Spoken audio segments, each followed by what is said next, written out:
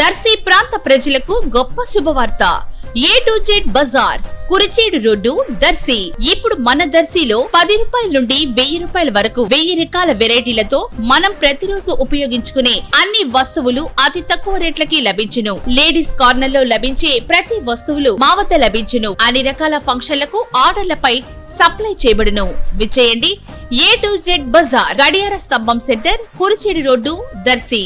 Cell 8688380121.